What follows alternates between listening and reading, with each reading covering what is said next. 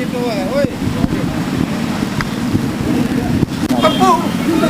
वीरेंद्र पप्पू जिंदाबाद, कांग्रेस पार्टी जिंदाबाद, किरण चौधरी जिंदाबाद, सुनीति चौधरी जिंदाबाद, वीरेंद्र पप्पू जिंदाबाद।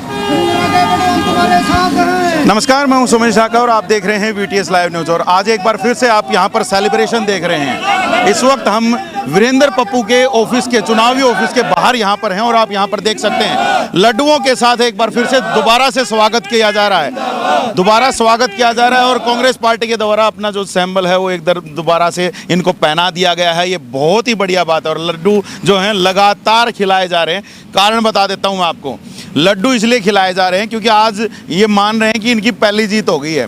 जो फॉर्म में लिखा था पहला सिंबल, चुनावी सिंबल बस का, वो पहला ही सिंबल भाई को मिल गया है। और उसके बाद आप यहाँ पर देख सकते हो जैसे ही सिंबल अलॉट हुआ है तो सभी के सभी यहाँ पर पहुँच गए हैं और सेलिब्रेशन है। और इनका अब क्या कहना है, सेलिब्रेशन क्यों किया जा रहा है, तो सबसे पहले आज पप्पू भाई से लास्ट में बात करेंगे। पहले औरों से बात करते हैं। रणदीप जी, सेलिब्रेशन किस बात का है आज? ये इस बात का है कि हमारी पहली जीत जो हुई है कि हम जो निशान चाहते थे, बस का निशान, जो बस 36 बिरादरी के भाई को, समाज के हर वर्ग को बिठाकर अपनी मंजिल तक पहुंचाती है, तो ये बस भाई पप्पू को भी अपनी मंजिल तक पहुंचाएगी और जीत दिलवाएगी। जी, मंजिल तक पहुंचेगी बस। आनंद जी, मंजिल तक पहुंचेगी? अवश्य पहुंचेगी, पहुंच चुकी है बस। तो हमें निशान जो हम चाह रहे थे वो निशान हमें मिल गया है और वो निशान बस का निशान है। बस अपनी मंजिल पर पहुंच चुकी है और भाई पप्पू चेयरमैन बन चुका है, इसमें कोई दो राय नहीं है। पहले से ही तय कर दिया आपने? तय कर दिया है, बन चुके हैं। इनकी मैं तकरीबन 2 दिन से इनकी पूरी रैंकिंग कर ली दादरी के अंदर।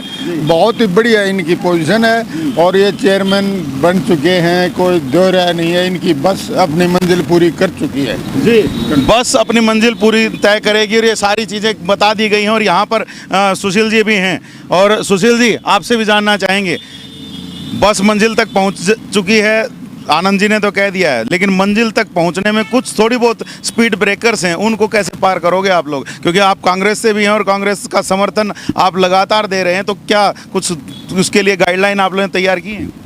जैसे मैं ये बताना चाहता हूँ कि वीरेंद्र पप्पू का और दादरी की जनता का जो मिशन था कि ऐसा चुनाव हो जो सबका साझा सिंबल हो, तो उसमें हमारे बस चुनाव मिला है।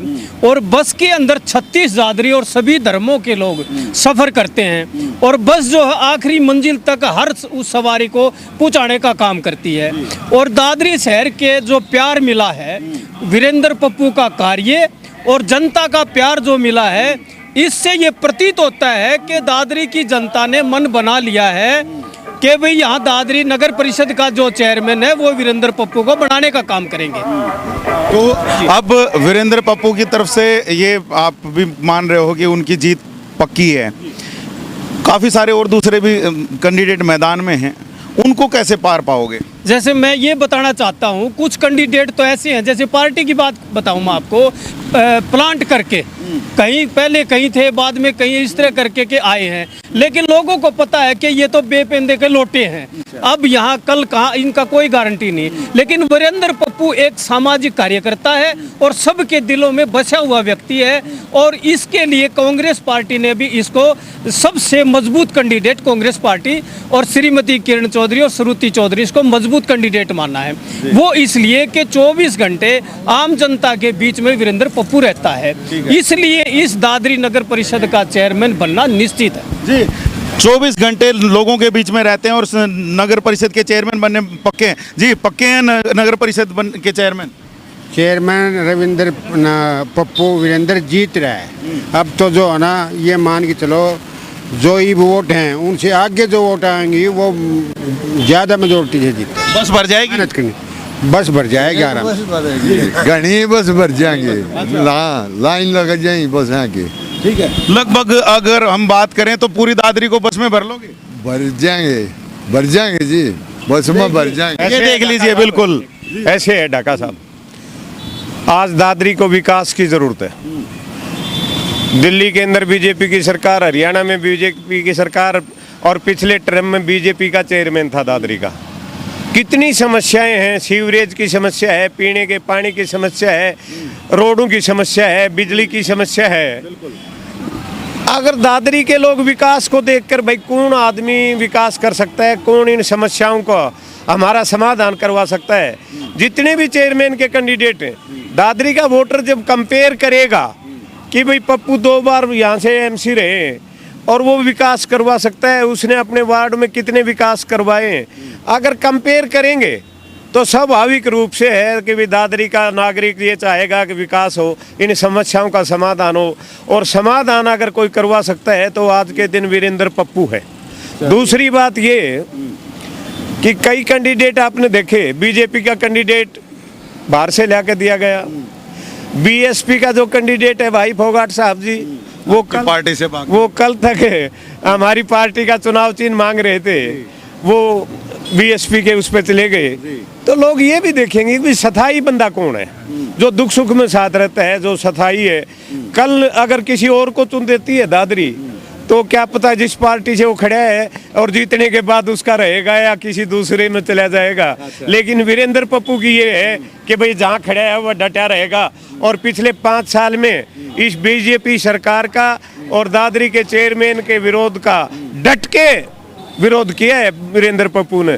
जब सरकार के सामने नहीं झुका तो आने वाले समय में भी ये डट के काम करेगा और लोगों के बीच में आएगा। इसी सोच के साथ इस दादरी का हर वर्ग, मजदूर, गरीब, व्यापारी, छोटा दुकानदार, बड़ा व्यापारी, हर जाति का भाई इस बस में बैठ के, पप्पू के बस में बैठकर और इसको मंजिल तक पहुंचाएगा। हम तो यही उम्मीद करते हैं, और ये स्पष्ट दिख रहा है कि भाई 36 बिरादरी का जो समर्थन मिल रहा है, और जिस व्यक्ति को 36 बिरादरी का सर्व समाज का समर्थन मिल जाए उसको हराने वाला कोई नहीं है। बिल्कुल, सर्व समाज का अगर समर्थन मिल जाता है तो हराने वाला कोई नहीं है। अब पप्पू भाई से भी बात कर लेते हैं। भाई पप्पू, अभी तो देखिए लगातार जो लड्डुओं की जो अभी तक भी मुंह मीठा करवाया जा रहा है, लगातार चल रहे हैं लड्डू।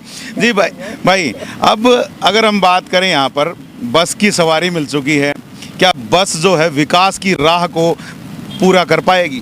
बिल्कुल कर पाएगी डाका साहब, क्योंकि इस बस से भी मेरा भी पुराना नाता रहा है जी। मेरे फादर हरियाणा रोडवेज में एज ए कंडक्टर के पद पे कार्यरत थे, क्योंकि मैं एक साधारण परिवार से आता हूँ। तो इस बस में जो मेरे को निशान, पहला निशान मैंने बस भरा था, और भगवान की दया से मेरे फादर के, चलो वो उनका स्वर्गवास हो चुका है, उनके आशीर्वाद से मुझे ये बस का निशान। देख रहे होंगे कि बेटा भी अब बस में बैठ गया है और बस को वो भी कहीं ना कहीं पार लगाने के लिए दुआ कर रहे होंगे। जी जी। रही बात बस की उसमें, तो मैं ये मानता हूँ कि बस में आम आदमी 36 बिरादरी सब इसमें, जिसमें बड़े नेता भी होते हैं, 36 बिरादरी के सब भाई भी होते हैं, इसमें अपने मंजिल तक पहुँचते हैं। ठीक है। और मैं आगे भविष्य में जो शहर की विकास धारा है वो इस बस में अपनी मंजिल तक पहुँचाने का कार्य करूँगा। जी बिल्कुल। तो यहाँ पर एक सवाल है आपसे, काफ़ी सारे जो आपके सामने दूसरे कैंडिडेट मौजूद हैं, सभी के सभी अपनी अपनी उपलब्धियां गिनवा रहे होंगे वहाँ पर। जनता भी जब आपसे पूछेगी कि अगर उनकी वो उपलब्धि है तो आपकी क्या उपलब्धि है, क्या एक्चुअल में उन लोगों की वो उपलब्धियां हैं जो वो लोग आज गिनवा रहे हैं? ढाका साहब, मैंने 3 दिन पहले जब 4 तारीख को नॉमिनेशन किया था, शायद आपने मेरा इंटरव्यू भी लिया था, मैंने उस टाइम भी चैलेंज किया था कि जो मेरे प्रतिद्वंदी है कोई भी, उसमें कोई भी हो सकता है। जैसे तो ये चीज़ भूल ही गए थे कि इन्होंने चुनौती दी थी, आज तक की चुनौती थी वो 7 तारीख तक का इन्होंने कहा था कि 7 तारीख तक कोई भी साबित करे, तो चुनौती किसी ने स्वीकार की? किसी ने स्वीकार नहीं की। किसी ने आज तक आपके पास किसी ने फ़ोन किया हो भाई मैं इसका जवाब दे पाऊँ, मेरे हिसाब से नहीं किया होगा किसी ने भी। जी, तो मैंने उस दिन भी चुनौती दी थी और आज आगे भी चुनौती दूंगा, क्योंकि दादरी शहर को चाहिए विकास। मैं दादरी की जनता से फिर अपील करता हूँ, आप वार्ड नंबर 19 में आइए, जहाँ से मैं पार्षद हूँ, और जो मेरे प्रतिद्वंदी हैं वार्ड नंबर 6 से रविंद्र गुप्ता जी हैं। बीजेपी ने जो उधार का कैंडिडेट लिया है बख्शी सैनी, वो वार्ड नंबर 8 या 9 से दोनों से पार्षद भी हैं, उसके एक में भाभी है, एक में खुद है। आप उन वार्डों की हालत जाके देख लो, जब उन्होंने, मैं तो 2 बार पार्षद रहा हूँ, वो 3 बार पार्षद रहे, उनकी समस्या आज तक खत्म नहीं हुई, और मेरी आज भी कोई समस्या नहीं है वार्ड में सीवर व्यवस्था की। तो मैं तो उनको पहले भी चैलेंज करता रहा हूँ और आज भी चैलेंज कर रहा हूँ। मैं दादरी की जनता से एक ही अपील करूँगा कि आपको जिसको ये लगे कि दादरी की जो सुविधाएं हैं ये आदमी दे सकता है, जो दादरी की समस्याएं हैं उनको ये आदमी ख़त्म कर सकता है, आप उसको वोट करना। और मैं उनको फिर चैलेंज करूंगा, जहां भी खुले मंच पे आके वो बहस करना चाहें तो मैं उस बहस के लिए भी तैयार हूँ। जी बिल्कुल, एक बार दोबारा से चुनौती दी गई है कि खुले मंच पर कहीं पर भी आकर के बहस करने के लिए वो तैयार हैं, और अगर कोई भी वो साबित करता है तो भाई आज ही वो जो पहले जो चुनौती इन्होंने पहले दी थी कि आज की बात की इन्होंने कही थी कि अपना नॉमिनेशन फॉर्म वापस ले लूंगा, लेकिन अब कहीं ना कहीं सीधे मंच से कि कहीं ना कहीं आप आओ, आकर के जनता के बीच में अपनी उपलब्धियां साबित करो, तो कहीं ना कहीं शायद हो सकता है जनता आपको चुन ले। तो ये बड़ी चुनौती एक बार दोबारा से आपने दे दी है। लेकिन अगर हम बात करें यहाँ पर भाजपा कहीं ना कहीं अपना जोर लगाएगी, उसके अस्तित्व का भी सवाल यहाँ पर बन जाता है, क्योंकि अभी हाल ही में भाजपा के ही यहाँ पे चेयरमैन थे और अब दोबारा से भाजपा ने अपना ही कैंडिडेट यहाँ पर खड़ा किया है, चाहे वो बसपा से क्यों ना आए हो, लेकिन अब तो भाजपा के हैं। लेकिन क्या मानेंगे कि जो भाजपा है जब पहले 5 साल में जो आज जैसे हालात हैं ये दे पाई है, तो अगले 5 साल में क्या देगी? ढाका साहब, दादरी की जनता बेवकूफ़ नहीं है। एक बार तो हो सकते बेवकूफ़ बन जाए, बार बार जनता बेवकूफ़ नहीं बनेगी, क्योंकि जो आदमी एक जगह अपना स्टैंड ही नहीं कर सकता वो दादरी की जनता का विकास क्या करेंगे? ठीक है, तो मैं तो सभी दादरी की जनता से अपील करूंगा कि आप जो मजबूत आदमी जो अपना शिथिल रहने का विश्वास रखता है कि मैं एक जगह रह के कार्य करूं, उस आदमी को चुनो। और दादरी की जनता से मैं अपील भी करता हूं, मैं किसी भाई के पास अगर नहीं पहुंच पाता और आप मेरी कार्यशैली से प्रभावित हैं या मेरी कार्यशैली से खुश हैं, तो कृपा करके मुझे बस के चुनाव चिन्ह पर वोट देने का कष्ट करें 19 तारीख को। जी बिल्कुल। और अगर कोई फिर भी कहता है कि आप अपने आप को बताएं कि उनके सामने कैसे आप बड़ा साबित करेंगे, अपने आप को अच्छा साबित करेंगे, तो क्या कहेंगे जनता को? कुछ 4 लाइनों में समझा सकते हैं? ढाका साहब, अच्छा साबित करने के लिए मैं फिर वही कहूँगा, आप वार्ड नंबर 19 में आके देखो, दादरी में 21 वार्ड हैं। अगर 21 वार्डों से 19 और 21 दो चीजें होती हैं। अगर 21 वार्डों में 21 मेरा वार्ड है, 19 नंबर वार्ड, तो मैं चुनाव लड़ने का हकदार हूँ। अगर मेरा 19 है तो मैं हकदार नहीं। विकास के मामले में भाई ने बिल्कुल साफ साफ चुनौती दे दी है कि कोई भी साबित करे कि जो इनका वार्ड है विकास में कहीं पीछे है, तो जाहिर सी बात है जो कही हुई बात है वो बिल्कुल साफ साफ ये दूसरे लोग भी समझ लें कि कहीं ना कहीं इनकी जो चुनौती है वो स्वीकार करके या तो खुले मंच पर आ जाएं, या फिर जाहिर सी बात है कहीं ना कहीं इनसे कहीं ना कहीं बचने की कोशिश जरूर कर लें। ये बड़ी चीज़ है। जी भाई जी, कुछ और भी कहना चाह रहे हैं? भाई वीरेंद्र, जो मेरे खिलाफ प्रत्याशी हैं दादरी शहर में, उनकी आधी हकीकत तो शायद जनता को पता है। एक आदमी तो बाजार से शायद रोहतक चौक से इधर रात को आ ही नहीं सकता, एक प्रत्याशी जो ऐसा है। दूसरा, अगर उसको किसी अधिकारी के साथ बात करने की नौबत भी आ गई तो शायद वो पूरी बात अधिकारी को बता भी ना पाए। अगर पुलिस में जाके उसको किसी की राजीनामा करवाना पड़ गया तो वो राजीनामा भी नहीं करवा सकता। तो शायद मेरे हिसाब से दादरी की जनता ऐसे आदमियों को प्रतिनिधित्व तो दादरी का नहीं करने देगी।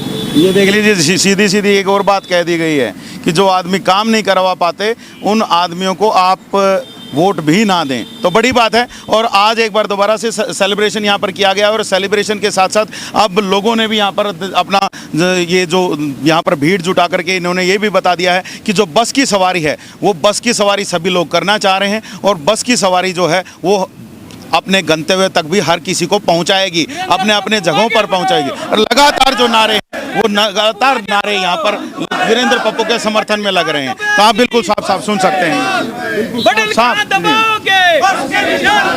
बिल्कुल। और अब ये डिसाइड जनता को करना है कि जनता किसके पक्ष में अपना वोट देना चाहती है, तो आप अपना वोट जो है वो जरूर देने जाएं, और जो भी आपका विकास करवा सकता है उसके पक्ष में वोट देने जाएं, चाहे वो वीरेंद्र पप्पू हो और चाहे जो आपको और दूसरा अगर कोई कैंडिडेट पसंद हो। लेकिन यहाँ पर चुनौती बिल्कुल साफ साफ दे दी गई कि विकास के जो दावे जो दूसरे लोग कर रहे हैं उसके लिए खुले मंच पे आकर के बहस करें तो पता चल जाएगा। लगातार हम आप तक जो सूचनाएं वो पहुंचाते रहेंगे, आगे भी जो दूसरी सूचनाएं हैं वो लेकर के आते रहेंगे। आप हमारे चैनल के साथ बने रहिएगा, देखते रहिएगा VTS लाइव न्यूज़ को। जल्दी कुछ और नई सूचनाओं के साथ जल्द मिलेंगे, तब तक के लिए आप मुझे दीजिएगा इजाज़त। मैं Somesh Dhaka, VTS live news के लिए।